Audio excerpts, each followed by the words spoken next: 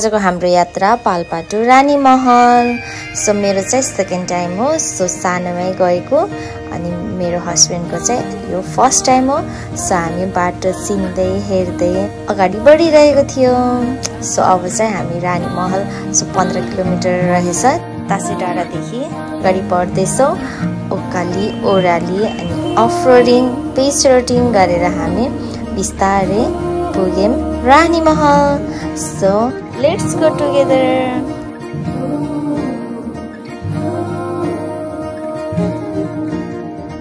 आँखामा सपना केसरी